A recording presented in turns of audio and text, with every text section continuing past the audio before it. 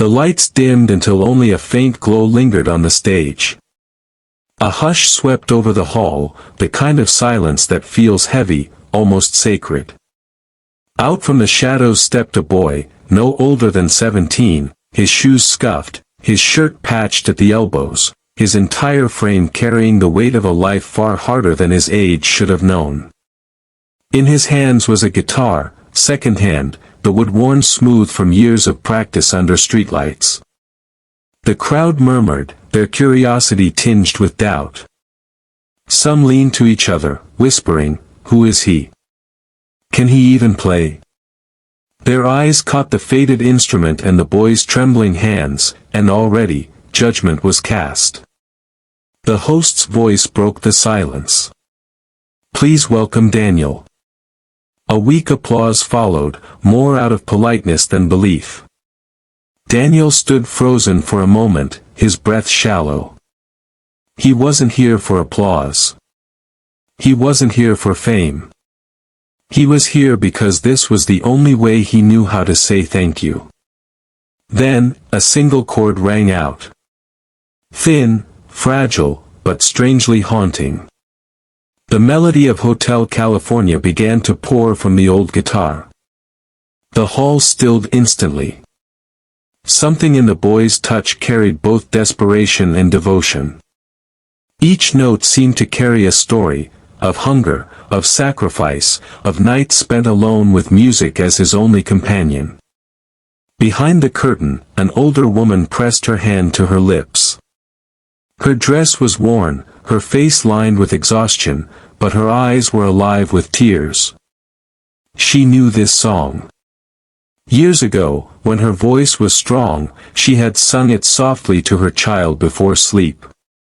Now, she listened as that child returned the song to her, transformed, raw, and filled with gratitude. The audience didn't yet understand, but some already felt their eyes sting. This wasn't performance. It was confession. It was love turned into sound. Each chord pulls Daniel deeper into memory. He remembers nights when hunger gnawed louder than music, when neighbors laughed at the poor boy chasing impossible dreams. He remembers the sting of being invisible, until now. The judges lean in. One nods with admiration, another scribbles doubtfully. But in the front row, Mr. Hartwell grips the edge of his seat. Every lyric feels like it's aimed directly at him. Years ago, Hartwell was the hotel manager. A sharp suit, quick decisions, little patience. He remembers her, Daniel's mother, standing at his desk, pleading for work. He turned her away. "We're full," he said coldly, without looking up. She walked out, clutching her son's hand, dignity shattered. Now, that same boy stands here, pouring his soul into the very song she once hummed while cleaning his lobby floors. Hartwell's throat tightens. His vision blurs. The crowd rises into a standing ovation as Daniel's final note hangs like smoke in the air. Applause crashes like waves. People weep openly. But Daniel's eyes lower. The ovation feels distant, hollow. What good is applause when the one person he wanted to hear him is gone? He bows awkwardly, tears falling faster now. The curtain begins to close, but destiny isn't finished. Because someone in this audience carries a secret. A secret wrapped in guilt, redemption, and something Daniel never expected to receive. Tonight isn't about winning. It's about truth colliding with the past. Backstage, Daniel wipes his face with the sleeve of his shirt. A stagehand pats his back. "Kid, you just shook the whole place." Daniel forces a weak smile, whispering, "She didn't hear it, so none of this matters." Footsteps echo. Slow. Heavy.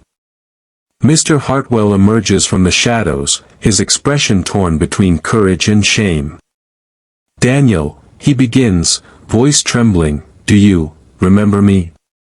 Daniel turns sharply. The memory strikes like lightning, the hotel lobby, his mother's desperate tone, the man behind the desk who dismissed her. Yes, Daniel replies coldly. You closed the door on us. Hartwell's face collapses. I did. And I have lived with that regret every day since. He reaches inside his coat and pulls out a worn leather folder. His hands shake as he opens it, revealing a yellowed photograph. Daniel freezes. It's his mother, smiling, younger, holding him as a baby. On the back, her handwriting, "For my Daniel, never stop singing." His breath catches. The very photo she thought was lost. He drops to his knees, clutching it, sobbing uncontrollably. For the first time since her passing, he feels her presence, not as a memory, but alive in his hands. Hartwell kneels beside him, tears spilling. I cannot undo the past, but let me honor her through you. Daniel lifts the photo to his chest. In that moment, grief and forgiveness swirl together. The boy who lost everything, is about to gain something he never imagined. The next morning, headlines explode, homeless boy's heartfelt Hotel California moves thousands. Clips of Daniel's performance flood screens worldwide, his cracked voice echoing across living rooms and phone screens. Strangers cry watching him, strangers who've never known his name. But the real story doesn't play out in headlines. It happens quietly, in a small press hall. Cameras flash as Mr. Hartwell steps up beside Daniel. His suit is sharp, but his voice trembles. Years ago, he begins, I failed a woman and her son. I denied them when they needed me most. Today, I choose differently. From this day forward, Daniel has a home, a scholarship, and every resource he needs to continue his mother's dream. Gasps ripple. Reporters scribble frantically. Daniel turns to him, unsure whether to trust or retreat. But Hartwell's eyes, once cold, now carry humility. Later that evening, Daniel walks to a quiet cemetery. Kneeling at his mother's grave, he places the returned photograph against the stone. His voice breaks. Mama. I sang for you. And the world listened. Behind him, Hartwell removes his hat, bowing his head in silence. No spotlight, no applause. Just two souls, one seeking forgiveness, the other learning to forgive. Daniel strums his guitar softly. Passers-by pause, drawn by the fragile sound. The song, once his alone, now belongs to anyone who's ever lost, loved, or longed for one more chance. But destiny has one last twist waiting, hidden in a letter sealed with truth. Months later, the hall is packed again, but this time, it isn't for a contest. It's for graduation. Caps and gowns sway. Families cheer. Pride fills the air. Daniel, taller now, dressed in his gown, walks across the stage to claim his diploma. The crowd rises, applause thunderous. But the loudest clap, steady and strong, comes from Mr. Hartwell, smiling like a father reborn. Daniel steps to the podium, voice trembling. I once believed music was just notes. But I've learned its sacrifice, its love carried through generations. My mother gave me her voice. And a stranger, once my enemy, helped me carry it forward. The crowd erupts, tears shining. As Daniel descends the stage, an usher hands him an envelope. Confused, he opens it. Inside, a letter written in careful script, I've been searching for you, Daniel. I never knew you existed. I am your father. Tonight, I finally heard your song. Daniel's hands shake. The auditorium gasps. He looks toward the back, where a man, older, unfamiliar, stands with tears streaming, nodding gently. Hartwell steps aside, eyes wide, realizing this isn't the end of his role, but the beginning of a bigger family than he imagined. Daniel clutches both the letter and diploma, overcome. He thought he stood alone in the world. Yet tonight, he stands with a legacy, a mother's sacrifice, a stranger's redemption, and a father's return. The boy who sang from pain now sings from love. And as Jessica's voice poured into the hall, something unexplainable shifted. The stage, once intimidating, became a sanctuary. Judges who moments ago looked cold now leaned forward, pens forgotten. The audience, restless at first, grew still, as though every soul had been caught in a net of pure sound. Her voice wasn't flawless, it was scarred, cracked in places, yet it carried a truth that perfection could never reach. It carried hunger.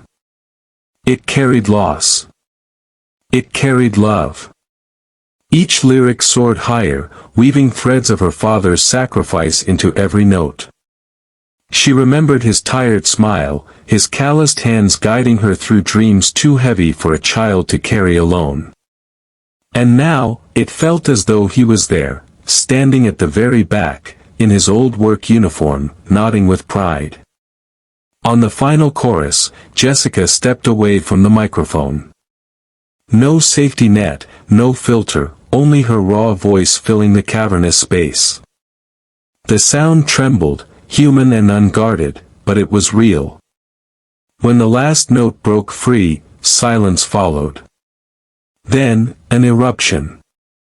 The crowd rose, clapping, crying, shouting her name.